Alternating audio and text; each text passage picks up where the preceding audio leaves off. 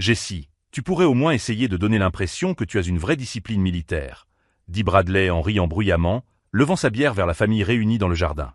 Je veux dire, n'importe qui peut piloter des petits avions dans le confort de la base, non? Les éclats de rire résonnèrent dans le barbecue familial à San Diego, chaque rire plus fort que le précédent. Ma femme, Amanda, baissa les yeux, gênée, tandis que les enfants couraient dans le jardin, inconscients de l'humiliation que je subissais une fois de plus. De l'autre côté de la table, le capitaine Thomas Hartwell, père de Bradley et légende des Navy SEALS, resta silencieux. Ses yeux gris me regardaient avec une expression que je ne parvenais pas à déchiffrer, tandis qu'il buvait une gorgée de bière et conservait une posture militaire impeccable, même dans un environnement décontracté. Papa, lui, sait ce que c'est que de vraiment servir, a poursuivi Bradley en tapotant le dos de son père. Opération spéciale, mission classifiée, ce type a vraiment sauvé des vies. Pas comme ces patrouilles de routine que tu fais en tournant en rond. Je m'appelle Jessie Mitchell.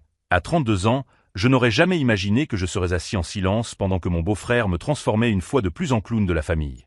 Mais après 5 ans de mariage avec Amanda et d'innombrables barbecues où Bradley affichait sa prétendue supériorité, j'ai appris que certaines vérités étaient trop lourdes pour être partagées.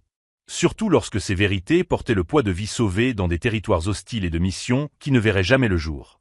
Pendant que Bradley gesticulait avec enthousiasme, racontant pour la 1000e fois ses entraînements de CrossFit et comment cela le préparait au combat réel, je gardais un visage neutre. La même expression que j'avais lorsque je volais en formation sous le feu anti-aérien, lorsque les coordonnées de sauvetage arrivaient cryptées par radio, lorsque des hommes criaient pour être exfiltrés dans des zones de guerre. Ce que Bradley ignorait, c'est qu'il y a 3 ans, dans les montagnes d'Afghanistan, sa propre unité de SEALS avait été encerclée par des insurgés. 2 heures de tirs intenses, les munitions s'épuisaient, aucune issue en vue. C'est alors que la radio a grésillé avec une transmission qui allait tout changer. Équipe Alpha, ici Phantom 6-0. Tenez vos positions. J'arrive. Phantom 6-0. Mon nom de code. Cette nuit-là, j'ai volé à travers un couloir de feu qui a fait pleurer de soulagement des vétérans ayant 20 ans de carrière lorsqu'ils ont atterri en terrain sûr. Parmi les hommes que j'ai sortis de cet enfer se trouvait Thomas Hartwell lui-même, inconscient et ensanglanté, mais vivant. Jessie a toujours été plutôt discret, murmura Amanda, essayant d'apaiser la situation. Il préfère ne pas trop parler de son travail. Parce qu'il n'y a pas grand-chose à dire, ricana Bradley, manquant de renverser sa bière. Je parie que ce type n'a jamais vu de véritable action. Ses pilotes restent là-haut, loin du danger réel. Je souris et acquiesçai, comme je le faisais toujours. Le silence était plus sûr que la vérité. Plus sûr que d'expliquer pourquoi ma main ne tremblait pas quand je tenais une bière, même après avoir effectué des missions où la marge d'erreur se mesurait en centimètres. Plus sûr que de révéler pourquoi je ne dormais que 4 heures par nuit, et pourquoi Amanda me trouvait parfois dans le garage à 3 heures du matin, en train de ranger des outils avec une précision militaire dont Bradley se moquait. Thomas a continué à m'observer en silence, et pendant un instant, nos regards se sont croisés. Il y avait quelque chose de différent là, une intensité que je ne parvenais pas à interpréter. Comme s'il essayait d'assembler les pièces d'un puzzle que lui seul pouvait voir. En fait, dit Thomas d'une voix grave pour la première fois de la soirée, je suis curieux de savoir quel est ton travail, Jessie. Quel genre de mission effectues-tu? Bradley a ri avant que je puisse répondre. Papa, il ne fait probablement que des vols d'entraînement et de transport de marchandises. Rien de très excitant. Alors que la famille riait à nouveau, j'ai gardé les yeux fixés sur Thomas. Il y avait quelque chose dans son regard qui me disait que cette conversation était loin d'être terminée. Et pour la première fois en 5 ans, une partie de moi souhaitait qu'elle ne le soit pas. Si vous aimez découvrir les secrets qui se cachent derrière cette famille apparemment parfaite, n'oubliez pas de vous abonner à la chaîne pour voir comment cette histoire de sous-estimation allait se transformer en une révélation qui changerait tout à jamais. Mais à ce moment-là, alors que Bradley continuait son spectacle devant un public captivé, je n'avais aucune idée que la prochaine question de Thomas déclencherait une série d'événements qui transformeraient ce barbecue familial en la soirée la plus tendue de notre vie. Bradley a toujours été comme ça. Depuis le jour où j'ai rencontré Amanda il y a 6 ans, il a transformé chaque réunion familiale en une compétition silencieuse où j'étais toujours perdant. Ce n'était pas un hasard. Il orchestrait chaque situation avec la précision de quelqu'un qui a étudié le théâtre à l'université avant d'abandonner pour se concentrer sur le fitness et l'entrepreneuriat. À 28 ans, Bradley Hartwell avait bâti toute sa carrière sur le nom de son père. Propriétaire de 3 salles de sport à San Diego, toutes financées par l'investissement familial, il vendait l'image de la discipline militaire sans jamais avoir mis les pieds dans une base. Ses clients payaient un supplément pour s'entraîner avec le fils du légendaire capitaine Hartwell, tandis qu'il répétait des expressions militaires apprises en regardant des films d'action. Jessie, As-tu déjà envisagé de t'entraîner sérieusement? Continua-t-il en fléchissant ses biceps tout en retournant un morceau de viande sur le barbecue. Je veux dire, piloter peut demander de la coordination, mais ça ne développe pas vraiment la force. Regarde ça. Il frappa sa poitrine gonflée, provoquant des rires forcés chez les invités. Ma belle-mère, Patricia, soupira avec une fierté mal dissimulée. Bradley a toujours été l'athlète de la famille. Tout comme son père. Thomas resta silencieux, mais je remarquai que ses doigts tambourinaient sur la table. Une habitude que j'avais déjà observée chez d'autres vétérans, le genre de mouvement involontaire qui survient lorsque quelqu'un traite des informations contradictoires. Amanda m'a dit que tu volais principalement pour des missions nationales, a poursuivi Bradley, s'adressant désormais directement à moi avec ce sourire condescendant que je connaissais si bien. Ça doit être tranquille, non? Un ciel dégagé, sans réelle pression. Des missions nationales. S'il savait qu'il y a 3 semaines, j'avais effectué une exfiltration d'urgence en territoire hostile, transportant des blessés à travers une tempête qui avait abattu 2 hélicoptères moins expérimentés. S'il savait que le rapport de cette mission était enfermé dans un dossier classifié portant ma signature, avec des lettres de remerciement de famille que je ne connaîtrais jamais. Chaque vol a ses défis, répondis-je diplomatiquement, en prenant une autre gorgée de bière. Bien sûr, a répondu Bradley en agitant la main, comme s'il se montrait indulgent envers un enfant. Mais ce n'est pas comme les opérations réelles, n'est-ce pas, papa? Parle-lui de Ramadi. Thomas a finalement pris la parole, sa voix tranchant l'air avec une autorité naturelle. Bradley, tous les services militaires n'ont pas besoin d'être glorifiés. Oh, allez, papa. Jessie peut apprendre quelque chose. Raconte-lui la fois où vous avez été encerclé pendant 2 jours. J'ai failli m'étouffer avec ma bière. Ramadi. 2 jours encerclés. Thomas parlait de l'opération Redlock, en mars 2021. Je connaissais cette histoire parce que j'étais là-bas, effectuant des vols de reconnaissance pendant 48 heures consécutives, coordonnant les ravitaillements et les évacuations médicales. Thomas m'a regardé avec une intensité renouvelée. Tu connais Ramadi, Jessie? J'ai entendu quelques histoires. Ai-je répondu prudemment. Des histoires. Harry Bradley. Papa a vécu des histoires. Tu regardes History Channel. À chaque mot, le poids de l'ironie devenait plus absurde. Bradley utilisait les missions de son père pour m'humilier, sans savoir que j'avais participé à plusieurs d'entre elles. Pire encore, Thomas commençait à relier des points que je préférais garder séparés. Amanda me toucha doucement le bras. Jessie préfère ne pas parler de son travail à la maison. Il est modeste. Modeste ou il n'a pas grand-chose à raconter, provoqua Bradley, provoquant de nouveaux rires parmi les personnes présentes. C'est alors que Thomas se leva brusquement. Bradley, viens m'aider avec les boissons dans la cuisine. Papa, je suis en pleine conversation. Maintenant. Son ton ne souffrait aucune discussion. Bradley a râlé, mais a obéi, suivant son père à l'intérieur de la maison. À travers la fenêtre de la cuisine, je pouvais les voir engagés dans une conversation intense et silencieuse. Amanda s'est approchée, inquiète. Ça va? Je sais que Bradley exagère parfois. Parfois. Comme s'il s'agissait d'une habitude innocente, et non d'une campagne systématique menée depuis 5 ans pour me faire sentir inférieur. Comme si chaque barbecue, chaque dîner, chaque événement familial n'était pas soigneusement planifié pour mettre en évidence mes prétendues insuffisances par rapport à la supériorité naturelle des Hartwell. Ça va, mentis-je, en observant Thomas gesticuler tout en parlant à voix basse avec Bradley dans la cuisine. Quand ils revinrent, quelque chose avait changé. Bradley semblait retenu, presque contrarié. Thomas prit place à table avec une expression sérieuse que je ne parvenais pas à interpréter. « Jessie, dit-il lentement, quel type d'hélicoptère pilotes-tu » La question venait de nulle part, trop précise pour être fortuite.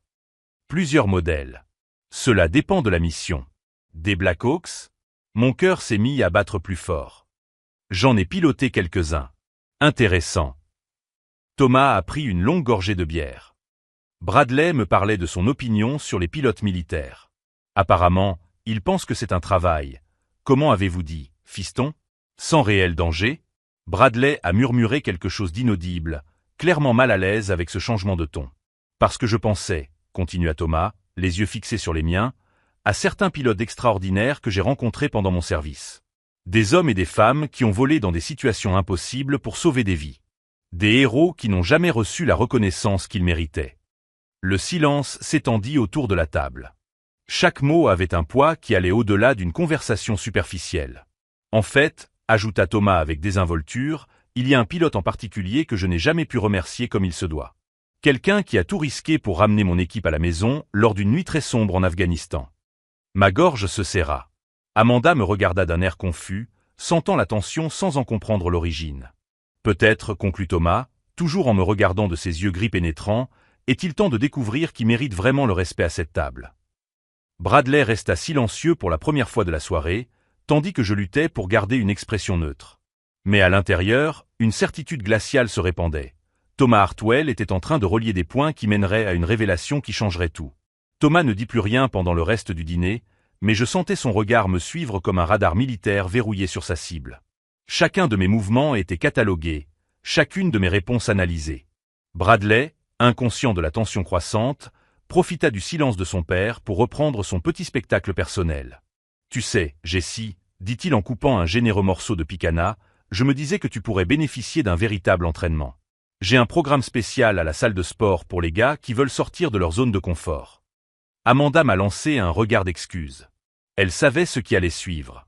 5 ans de mariage m'ont appris à reconnaître les signes lorsque Bradley préparait l'une de ses humiliations les plus élaborées. C'est un programme que j'ai développé en m'inspirant des entraînements que mon père faisait avec les SEAL, a-t-il poursuivi en gesticulant de manière théâtrale. Bien sûr, adapté aux personnes, disons, moins préparées physiquement. Patricia a ri en applaudissant. « Oh, Bradley, tu es si généreux. Jessie, quelle merveilleuse opportunité. » Généreux.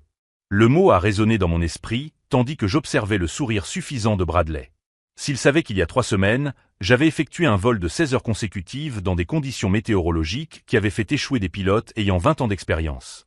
S'il savait que mon entraînement physique comprenait des simulations de survie en territoire hostile et des exercices d'endurance qui feraient passer son crossfit pour un échauffement. En fait, intervint doucement Thomas, j'aimerais mieux connaître le travail de Jessie avant de suggérer des améliorations. Bradley rit, ignorant le ton d'avertissement dans la voix de son père. « Papa, nous en avons déjà parlé. Il effectue des missions domestiques de routine. Il n'y a pas grand-chose à savoir. » « Des missions domestiques, » répéta lentement Thomas, comme s'il savourait ces mots. « Classification intéressante. Jessie, avez-vous déjà effectué des missions internationales ?» La question était posée de manière désinvolte, mais je reconnus la technique. C'était un interrogatoire militaire déguisé en conversation sociale. Thomas cherchait à obtenir des informations spécifiques, probablement pour confirmer un soupçon qui grandissait dans son esprit. « Quelques-unes, » répondis-je prudemment. « Quelques-unes, » rit Bradley. « Probablement pour acheminer des fournitures vers des bases dans les Caraïbes. Rien de très dangereux. » Thomas se pencha en avant, ignorant complètement son fils. « Quel type de terrain considérez-vous comme le plus difficile pour les atterrissages d'urgence ?» Mon cœur se mit à battre à tout rompre. C'était une question trop technique pour être anodine. Thomas testait mes connaissances, cherchant à confirmer quelque chose qu'il soupçonnait déjà. « Cela dépend des conditions, » répondis-je diplomatiquement. « Les terrains montagneux présentent des défis uniques. »« Comme l'Afghanistan, » dit Thomas, les yeux légèrement plissés. Bradley ricana. « Papa, il n'est jamais allé en Afghanistan.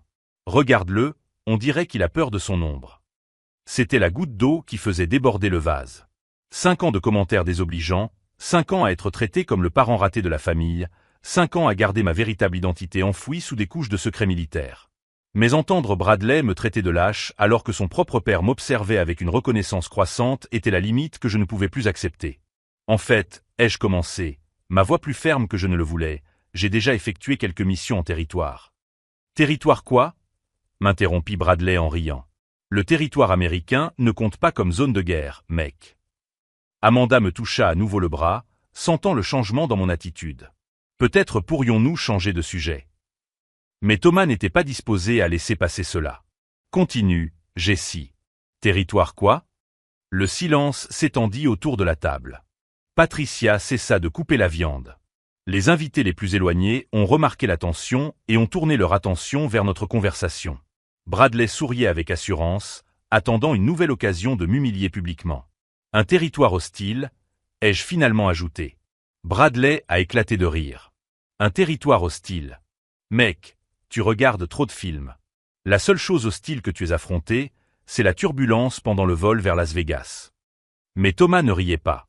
Son expression était devenue intense, concentrée. Quel genre de territoire hostile, Jessie ?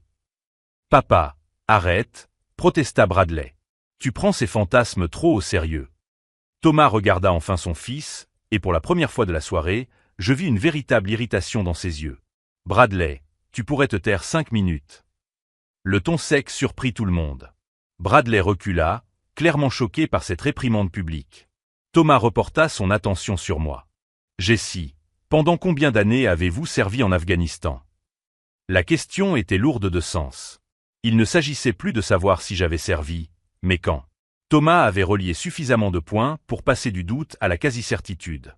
De 2020 à 2022, répondis-je, sentant le poids de cette révélation partielle. Période intéressante, murmura Thomas. Beaucoup d'opérations de sauvetage à cette époque. Bradley nous regardait, perplexe. Attends, tu as vraiment été en Afghanistan? Pourquoi tu ne l'as jamais dit? Avant que je puisse répondre, Amanda prit la parole. Jessie n'aime pas parler de son service militaire.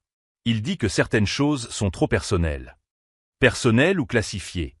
Demanda Thomas sans détour. La question resta en suspens, comme une grenade dont la goupille avait été retirée. Tout le monde autour de la table comprit que quelque chose d'important était en train de se passer, sans toutefois comprendre exactement quoi. Certaines opérations sont soumises à des restrictions quant à ce qui peut être discuté, admis-je. Bradley semblait traiter des informations qui ne correspondaient pas à l'image qu'il s'était faite de moi. Mais, tu ne te comportes jamais comme un vétéran de guerre. Tu n'en parles jamais, tu ne t'en sers jamais comme d'une référence. Peut-être, dit lentement Thomas, parce que certains vrais vétérans n'ont rien à prouver à personne. Cette critique implicite frappa Bradley comme une gifle. Il regarda son père, puis moi, commençant à réaliser qu'il avait passé 5 ans à se moquer de quelque chose qu'il ne comprenait pas. Thomas, intervint nerveusement Patricia, ce n'est peut-être pas le moment d'avoir cette conversation. Mais Thomas n'était pas disposé à s'arrêter. En fait, Patricia, je pense que c'est exactement le bon moment. Il se tourna à nouveau vers moi. Jessie, avez-vous déjà entendu parler de l'opération Redlock? Mon sang se glaça. C'était l'opération au cours de laquelle je lui avais sauvé la vie. Thomas ne cherchait plus à obtenir des informations, il confirmait un soupçon précis. Bradley avait l'air complètement perdu. Papa, qu'est-ce que l'opération Redlock? Une opération au cours de laquelle de braves hommes ont failli mourir, répondit Thomas sans me quitter des yeux. Et au cours de laquelle un pilote extraordinaire a tout risqué pour nous ramener à la maison. Le silence qui suivit fut assourdissant. Tout le monde à table comprit qu'il était témoin d'un événement important, d'une révélation qui allait bouleverser les relations familiales telles qu'il les connaissait. Amanda m'a regardé avec un mélange de surprise et de fierté grandissante. Jessie, tu ne m'en as jamais parlé. Il y a beaucoup de choses que Jessie n'a jamais racontées, a déclaré Thomas, son ton empreint de respect et de quelque chose qui ressemblait presque à de la révérence. Et il est peut-être temps que nous les entendions tous. Bradley resta silencieux pour la première fois depuis des années, son visage passant par toute une gamme d'émotions alors qu'il essayait de réorganiser 5 années de suppositions sur qui j'étais vraiment. Mais c'est à ce moment-là, en voyant l'expression de malaise croissant sur le visage de Bradley et en sentant le poids des attentes de Thomas, que j'ai pris une décision qui avait beaucoup plus de poids que n'importe quelle mission de sauvetage. Il était temps d'arrêter de prétendre être moins important que je ne l'étais réellement. Il était temps d'arrêter de prétendre être moins important que je ne l'étais réellement. Ces mots résonnaient dans mon esprit, tandis que j'observais Thomas étudier mon visage avec l'intensité d'un opérateur expérimenté. Bradley restait silencieux, clairement confus, mais Thomas avait franchi la ligne de la suspicion pour atteindre quelque chose proche de la certitude. Ce soir-là, après le départ de tout le monde, je me suis retrouvé seul dans le garage à réorganiser des outils qui étaient déjà parfaitement rangés. C'était une habitude que j'avais prise après les missions les plus intenses, le besoin de mettre de l'ordre dans les petits détails lorsque le monde semblait trop chaotique. Amanda est apparue à la porte, tenant 2 bières. Tu veux parler de ce qui s'est passé aujourd'hui? J'ai accepté la bière et je l'ai embrassée doucement. Thomas sait quelque chose. Je ne sais pas exactement quoi, mais il mène l'enquête. C'est grave. J'ai réfléchi un instant. Pendant 5 ans, j'avais gardé mon identité militaire enfouie sous des couches de secret et de modestie forcée. J'ai protégé des secrets qui auraient pu détruire des carrières et exposer des opérations sensibles. Mais j'ai aussi protégé Bradley d'une vérité qui aurait pu l'humilier publiquement. Je ne sais pas encore, ai-je répondu honnêtement. Mais quelque chose va changer. Au cours des jours suivants, j'ai remarqué des changements subtils dans le comportement de Thomas. Il a commencé à apparaître dans des endroits inattendus. À la cafétéria où je déjeunais le mercredi. À la station-service où je me rendais. Il ne s'approchait jamais directement, mais je sentais son regard évaluateur. C'était la reconnaissance militaire en action. Thomas menait une opération de surveillance discrète, confirmant des schémas de comportement que seul un opérateur entraîné pouvait afficher. La façon dont je scrutais les environnements avant d'entrer. La façon dont je garais toujours ma voiture de manière à pouvoir partir rapidement. La façon dont je restais conscient de la situation même lors de conversations informelles. Bradley, complètement étranger à l'enquête silencieuse de son père, a profité de ma vulnérabilité apparente pour intensifier ses provocations. Il a commencé à raconter des histoires sur moi aux clients de la salle de sport, me dépeignant comme le beau-frère raté qui vivait au crochet de la famille Hartwell. Ce type vole littéralement en rond pour gagner sa vie. L'ai-je entendu dire à un groupe de militaires à la retraite qui fréquentait sa salle de sport. Alors que mon père sauvait des vies dans des opérations réelles, Jessie s'amusait à jouer au pilote dans des missions domestiques. Ces mots m'ont été rapportés par Amanda, qui les avait entendus d'une amie dont le mari s'entraînait avec Bradley. Chaque nouvelle humiliation était soigneusement conçue pour paraître fortuite, mais le schéma était clair. Bradley construisait un récit public qui me rabaissait afin de rehausser sa propre image. C'est alors que j'ai commencé à prendre certaines décisions stratégiques. Tout d'abord, j'ai demandé à avoir accès à mes dossiers militaires non classifiés. Pas les détails des opérations secrètes, mais les certifications, les décorations et l'historique de service qui pouvaient être vérifiés publiquement. Des informations que tout enquêteur compétent pourrait trouver avec les bons outils. Deuxièmement, j'ai commencé à documenter discrètement les mensonges de Bradley. Chaque histoire exagérée sur sa propre expérience militaire inexistante. Chaque affirmation sur une formation avec les SEAL qu'il n'a jamais reçue. Chaque client trompé par de fausses références. Troisièmement, j'ai entamé des conversations informelles avec de vrais vétérans qui fréquentaient la salle de sport de Bradley. Non pas pour le dénoncer immédiatement, mais pour semer le doute sur ses récits incohérents. C'est intéressant qu'il connaisse autant de détails sur des opérations auxquelles il n'a jamais participé, ai-je discrètement fait remarquer au sergent à la retraite Williams, qui avait servi dans des unités similaires à celles de Thomas. Williams a froncé les sourcils.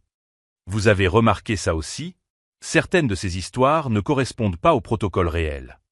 Pendant que Bradley construisait son château de cartes basé sur des mensonges, je documentais systématiquement chaque incohérence. Non par vengeance mesquine, mais parce que la vérité méritait d'être protégée. Surtout lorsqu'il utilisait le nom et la réputation de son père pour tromper des personnes qui respectaient sincèrement le service militaire. Thomas, quant à lui, a intensifié sa propre enquête. Un matin, je l'ai trouvé qui m'attendait dans le parking de la base où je travaille. « Jessie, a-t-il dit sans préambule, j'ai besoin de te poser quelques questions directes. »« D'accord. Connaissez-vous le nom de code fantôme 60 » Mon cœur s'est arrêté pendant une seconde, mais j'ai gardé une expression neutre. J'en ai déjà entendu parler. Intéressant. Thomas s'est appuyé contre son camion, choisissant clairement ses mots avec soin. Parce que ce pilote m'a sauvé la vie. Et celle de 3 autres hommes, lors d'une nuit très particulière en mars 2021. Un silence s'installa entre nous. Je pouvais nier, détourner la conversation, maintenir la façade que j'avais soigneusement construite au fil des ans. Où je pouvais commencer à révéler des vérités qui changeraient fondamentalement notre dynamique familiale. Thomas, commençai-je lentement, il y a certaines choses concernant mon service qui sont difficiles à aborder. Difficiles comme classifiées, difficiles comme personnelles. Il acquiesça, comprenant la distinction. Jessie, si tu es bien celui que je pense, alors Bradley a passé 5 ans à humilier un héros de guerre. Et si c'est le cas? Alors il est temps qu'il apprenne certaines vérités qui vont lui faire mal. Ce soir-là, j'ai pris ma décision finale. J'ai appelé mon ancien commandant, le colonel Martinez, et lui ai demandé la permission de révéler certains aspects spécifiques de mon passé militaire. Pas des détails opérationnels classifiés, mais la confirmation de noms de code, de dates de service et de décoration qui avaient été gardés secrets pour des raisons de sécurité. Mitchell, la voix de Martinez résonna clairement au téléphone. Pourquoi maintenant? Des questions familiales, monsieur. Des situations qui nécessitent des éclaircissements. Il y eut un silence. Êtes-vous sûr? Une fois que ces informations seront rendues publiques, il n'y aura plus de retour en arrière possible. Je suis sûr. Très bien. Je vais procéder à la divulgation. Jessie, vous méritez d'être reconnue pour ce que vous avez fait. Vous l'avez toujours mérité. En attendant les documents officiels, je commençais à me préparer psychologiquement à ce qui m'attendait. 5 années d'humiliation silencieuse étaient sur le point d'être révélées au grand jour. Bradley allait découvrir qu'il avait passé une demi-décennie à se moquer de l'homme qui avait sauvé la vie de son père. Si vous suivez ce parcours de découverte et que vous vous demandez comment des secrets militaires peuvent transformer les dynamiques familiales, n'oubliez pas de vous abonner à la chaîne pour voir comment des vérités enfouies ont le pouvoir de réécrire complètement les hiérarchies que nous pensions connaître. 2 jours plus tard, Thomas m'a appelé. Jessie, j'ai obtenu des informations grâce à d'anciens contacts. Des informations sur un pilote appelé Phantom 60. Et qu'as-tu découvert? J'ai découvert que ce pilote a non seulement sauvé mon équipe, mais qu'il a également accompli 17 missions de sauvetage à haut risque.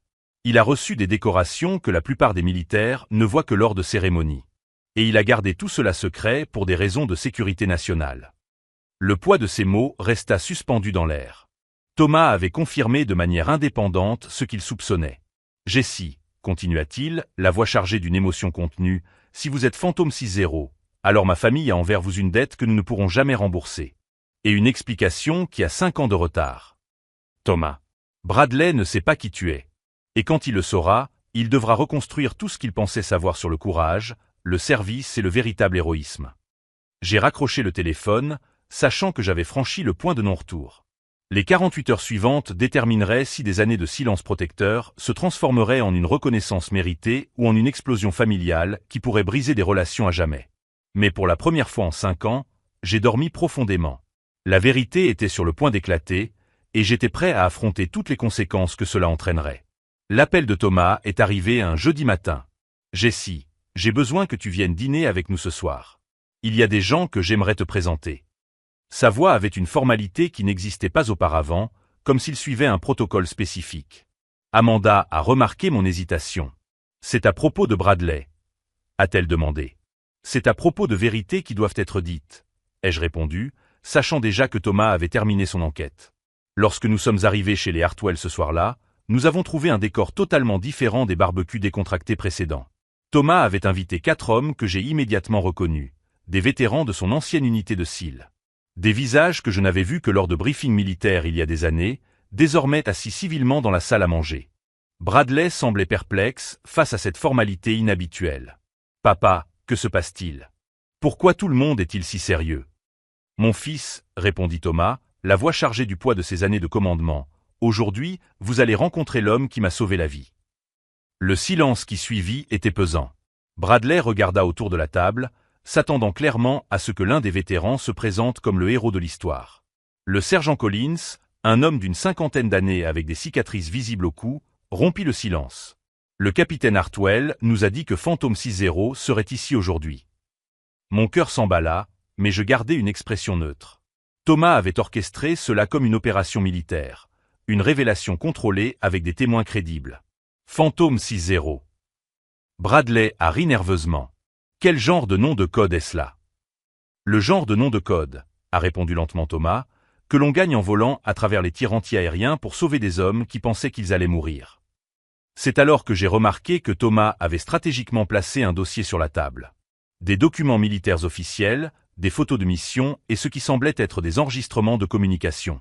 Jessie, dit Thomas en me regardant droit dans les yeux, voudrais-tu nous parler de la nuit du 22 mars 2021? La date résonna dans la pièce comme un coup de feu. C'était la nuit de l'opération Redlock, lorsque j'avais piloté une exfiltration d'urgence qui avait sauvé la vie de Thomas et de 3 autres hommes. Bradley nous regardait, perplexe. « Papa, qu'est-ce que Jessie a à voir avec tes missions?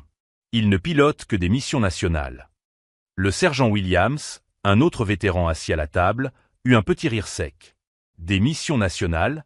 Mon garçon, Ghost 60 a effectué 17 sauvetages à haut risque en territoire hostile. » 17, confirma Thomas en ouvrant son porte-documents et en dévoilant des documents officiels. Y comprit la mission qui m'a sauvé la vie lorsque notre unité a été encerclée par des insurgés dans les montagnes afghanes. Bradley pâlit. « Attendez, vous êtes en train de dire que Jessie... » « Je suis en train de dire, l'interrompit Thomas, que pendant 5 ans, vous vous êtes moqué de l'homme qui a risqué sa vie pour que je puisse rentrer chez moi. Pour que vous puissiez avoir votre père vivant. » La prise de conscience se refléta sur le visage de Bradley par vagues successives. D'abord l'incrédulité, puis la confusion, suivie d'une compréhension progressive et dévastatrice de ce qu'il avait fait. « Cela ne peut pas être vrai, » murmura Bradley. « Il ne se comporte jamais comme un héros de guerre. Parce que, dit Collins d'un ton grave, les vrais héros n'ont rien à prouver à personne. » Thomas ouvrit un autre document. Jessie Mitchell, nom de code Phantom 60. 17 missions de sauvetage réussies. Aucune perte sous son commandement. Décoration pour bravoure exceptionnelle, classée pour des raisons de sécurité nationale. Chaque mot était comme un marteau détruisant 5 ans de récits que Bradley avait construits à mon sujet. Amanda me tenait la main, les yeux brillants de fierté et de surprise. Mais je ne comprends pas, continua Bradley, luttant clairement pour réorganiser sa perception de la réalité. Pourquoi n'a-t-il jamais rien dit?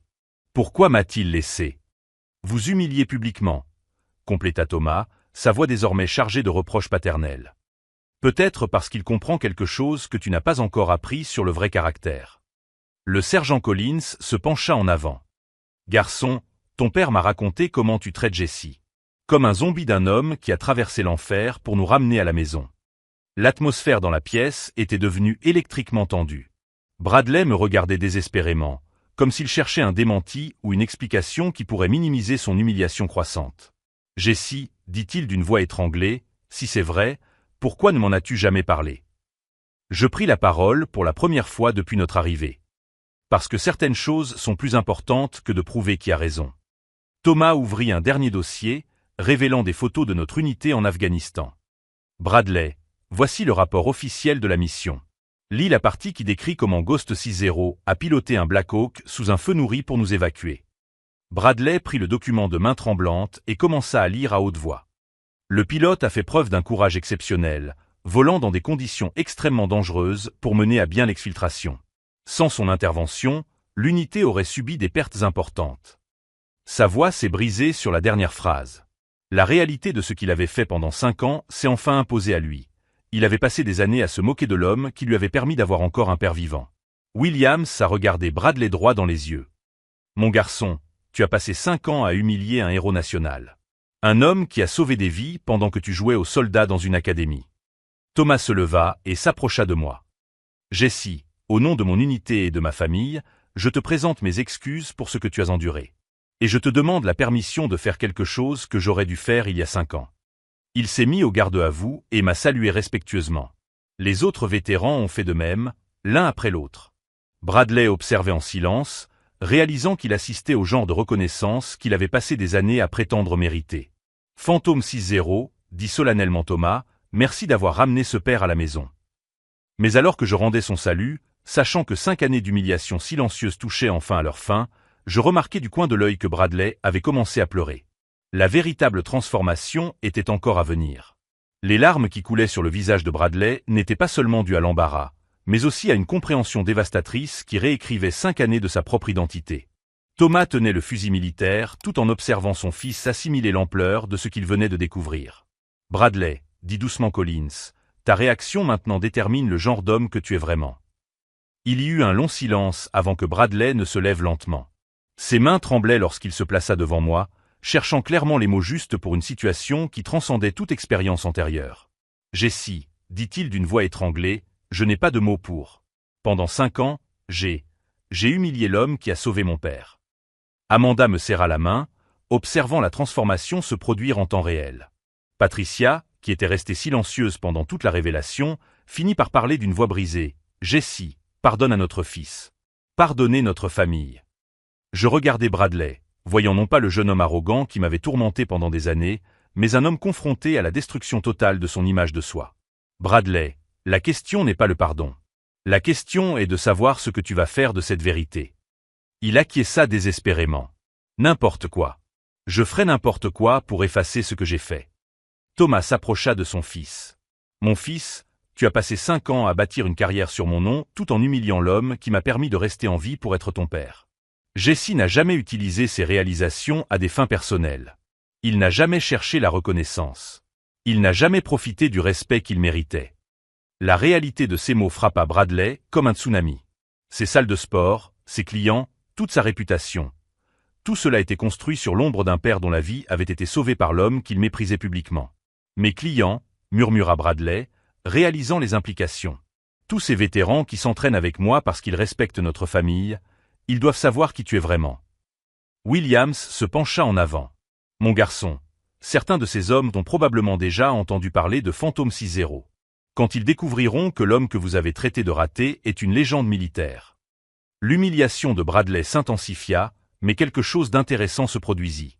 Au lieu de reculer ou de se défendre, il redressa les épaules, affichant pour la première fois une posture véritablement militaire. Alors ils apprendront la vérité, dit-il avec une détermination croissante. Tout le monde le saura. Au cours des mois suivants, Bradley transforma son humiliation en mission personnelle. Il ferma 2 de ses 3 salles de sport et transforma la 3e en centre de rééducation gratuit pour les vétérans. Chaque séance commençait par le récit de la façon dont il avait découvert que le véritable héros se trouvait juste sous son nez. Je m'appelle Bradley Hartwell, l'ai-je entendu dire lors d'une conférence 6 mois plus tard, et pendant 5 ans, j'ai humilié un héros de guerre parce que j'étais tellement obsédé par le fait de vivre dans l'ombre de mon père que j'ai oublié d'apprendre ce que signifie vraiment servir. La salle de sport est devenue un sanctuaire pour les vétérans qui luttaient pour se réintégrer dans la vie civile. Bradley, désormais humble et concentré sur un véritable objectif, a découvert quelque chose que des années d'autopromotion ne lui avaient jamais apporté. Un respect sincère gagné grâce à un service authentique. Thomas et moi avons développé une amitié qui transcendait les hiérarchies militaires. Nous avons commencé à visiter des écoles ensemble, parlant des valeurs militaires réelles par opposition à la glorification cinématographique. Il parlait de leadership et de stratégie. Je parlais de courage silencieux et de décision sous pression. La différence entre un véritable héros et quelqu'un qui prétend être un héros, a déclaré Thomas lors d'une de ses conférences, c'est que le véritable héros n'a jamais besoin de raconter ses propres histoires. Amanda, qui avait observé 5 années d'humiliation silencieuse sans en comprendre pleinement le contexte, a développé une nouvelle fierté pour mon choix de rester discret. Tu aurais pu détruire Bradley à tout moment, m'a-t-elle dit un soir, mais tu as choisi de protéger la dignité de la famille. Détruire Bradley n'aurait pas sauvé la vie de son père, ai-je répondu. Et cela n'aurait pas rendu notre mariage plus fort. 1 an après cette révélation, Bradley m'a fait une proposition inattendue. Jessie, je veux que tu sois mon associé dans la salle de sport. Pas en tant qu'investisseur silencieux, mais en tant que copropriétaire. Les vétérans méritent d'être entraînés par quelqu'un qui comprend vraiment ce qu'ils ont vécu. J'ai poliment refusé. Ma mission n'était pas de remplacer une forme de reconnaissance par une autre, mais de continuer à servir sans avoir besoin d'une validation extérieure. 2 ans plus tard, j'ai reçu un appel qui allait tout changer à nouveau. Le secrétaire à la marine déclassifiait certaines opérations, y compris plusieurs missions de Fantasma C0. Une cérémonie de reconnaissance était prévue pour les pilotes dont les exploits étaient restés secrets pour des raisons de sécurité nationale. Lors de la cérémonie, alors que je recevais des décorations qui étaient restées enfermées dans des archives classifiées, j'ai observé le public. Thomas était au premier rang, en uniforme complet, souriant avec une fierté paternelle. Bradley était à ses côtés, non plus le jeune homme arrogant obsédé par le statut social, mais un homme qui avait appris la différence entre la renommée et le sens de la vie. Au cours de mon discours, j'ai parlé d'une chose que j'avais apprise par expérience. Le véritable test de caractère n'est pas la façon dont vous agissez quand tout le monde vous regarde, mais la façon dont vous vous comportez quand personne ne sait qui vous êtes vraiment. Après la cérémonie, Bradley s'est approché. « Jessie, j'ai quelque chose pour vous. » Il m'a tendu une photo encadrée, l'image officielle de l'opération Redlock avec notre équipe de sauvetage. Cette photo est restée dans le bureau de mon père pendant 5 ans. Je sais maintenant que tu aurais dû y figurer dès le début. J'ai regardé la photo et j'ai souri. Bradley, tu as appris la leçon la plus importante. La véritable reconnaissance vient de l'intérieur, pas des photos ou des certificats. Aujourd'hui, lorsque les gens me posent des questions sur ces années d'humiliation silencieuse, je leur explique que chaque moment a servi un objectif plus grand. Il a protégé des opérations sensibles, maintenu des familles unies et, plus important encore, enseigné des leçons d'humilité et de détermination qu'aucune reconnaissance publique n'aurait pu apporter. Bradley dirige aujourd'hui le centre de réadaptation le plus respecté de l'État. Non pas parce qu'il porte le nom de son père, mais parce qu'il consacre chaque jour à servir des hommes et des femmes qui ont sacrifié plus que la plupart des gens ne peuvent l'imaginer. Si cette histoire de transformation par la vérité et l'humilité vous a touché, abonnez-vous à la chaîne pour découvrir d'autres histoires sur la façon dont la patience et l'intégrité triomphent toujours de l'arrogance et des mensonges. La leçon que j'ai apprise ne concernait pas la vengeance ou la justice poétique, mais quelque chose de plus profond. Parfois, le plus grand pouvoir que nous possédons est le choix du moment et de la manière de révéler qui nous sommes vraiment. Et lorsque nous faisons ce choix pour la bonne raison, au bon moment, cela transforme non seulement notre vie, mais aussi celle de tous ceux qui nous entourent. Le véritable héroïsme ne consiste pas à être reconnu pour ses actions, mais à continuer d'agir correctement, peu importe qui nous observe.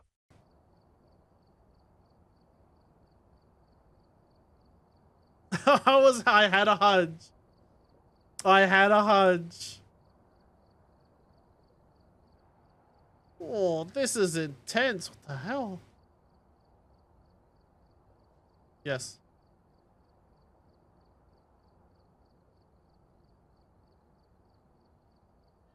Hell yeah, cat. This is fucking awesome. This is fucking awesome.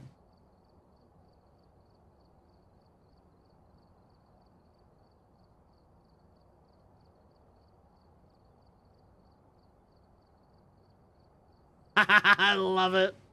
I love it. That's awesome. Alrighty, everyone. Exclamation play or use your favorite drop emotes to get those marbles on the track. I'm gonna let the Discord know that we're doing a giveaway so that they have a fair chance to jump on it as well. We have got a game on Steam up for grabs, so if you do win, I will send you the code for that.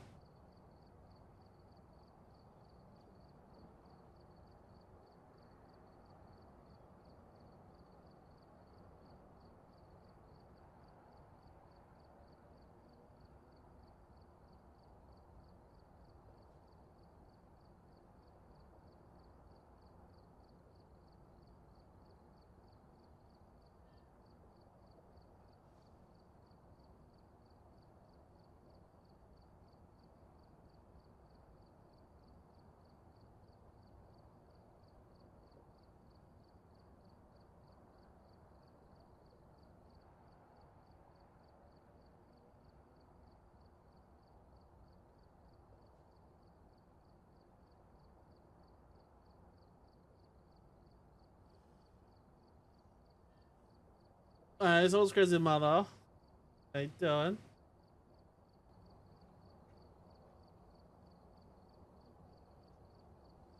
Alrighty, everyone, exclamation play. We're gonna start that 69-second timer. Make sure to get those marbles on the track if you haven't already. Get them in, get them in, get them in, get them in, get them in, get them in.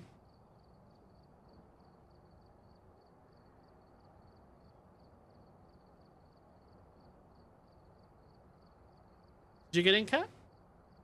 Oh, you did. Didn't see your name there for a second.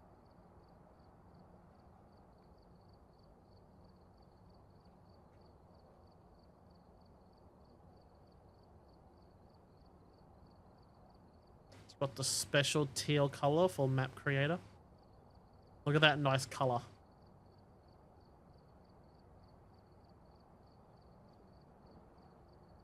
Look at the cat that's seen things. This cat has seen things.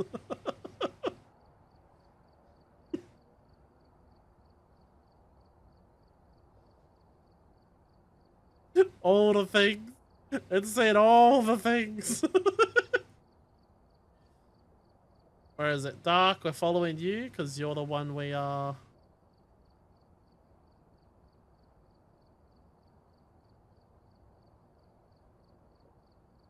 Who redeemed it.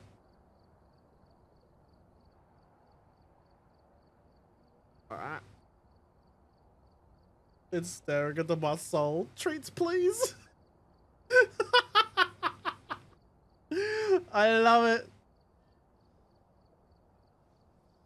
I came last minute. That's what she said. Lol, Nikki. Don't teach Oreo bad things.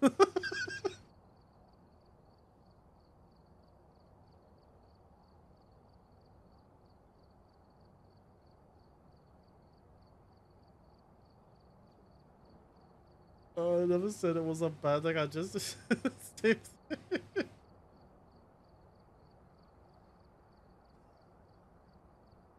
Yes, Nikki. I understand. Oreo already knows too many bad things.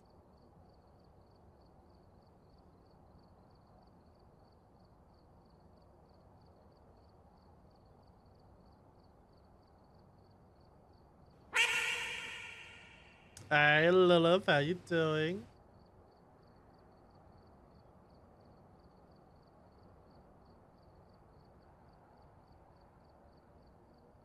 Oh, some people ain't making the jump. I'm doing fantastic. One of the things it had witnessed. Oh God. I can understand why it's the way it is now.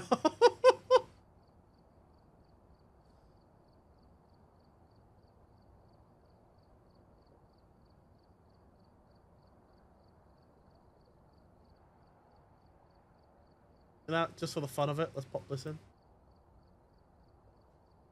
I don't even look if there is a Pluto stopper or what. I'm just doing it.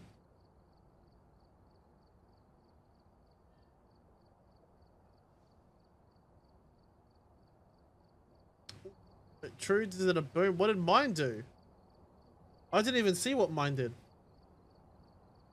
Oh.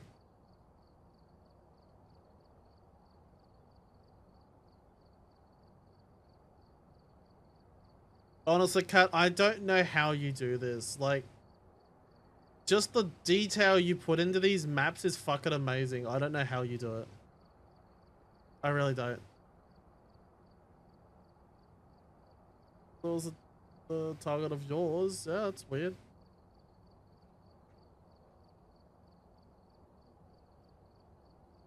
Oh, true, you fell off the map. Okay, who let me win?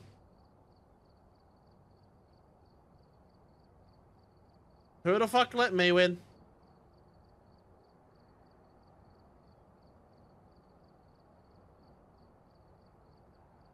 It's whoever falls down that hole first wins. That's simple. Oh, is it gonna be Groggy?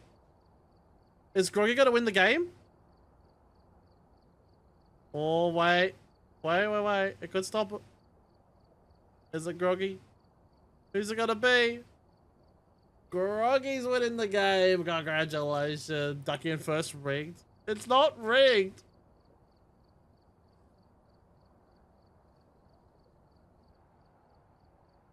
Rigged. I was first. Yep, totally.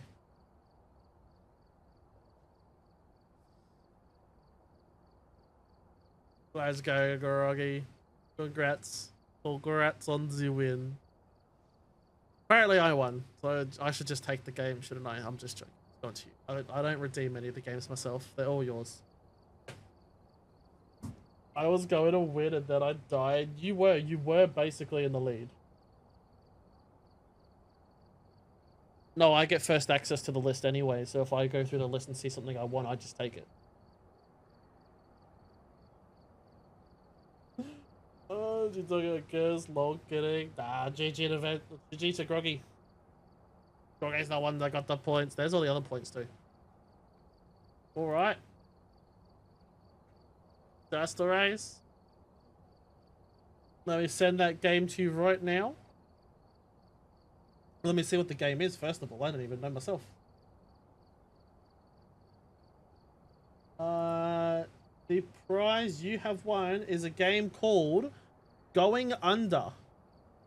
No idea what it is, but it's a game called Going Under. So congratulations again.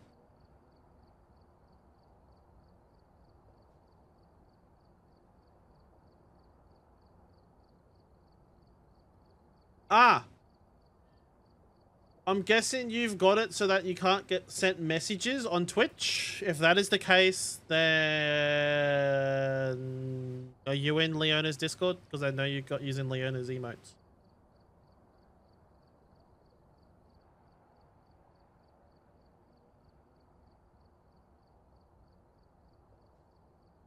Let me try again this way. Yeah, you've got block whispers from strangers. Okay. That's fair. That's fair. Yes, I'm in a Discord. All right. Is it the same name?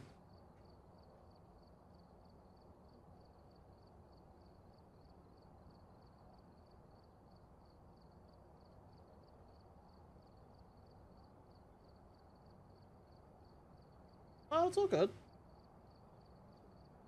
The same name? Let's see.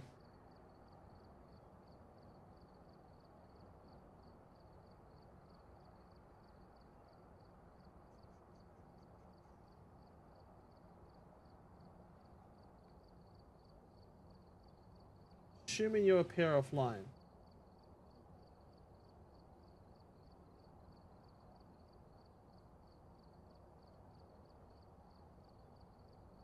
There you are.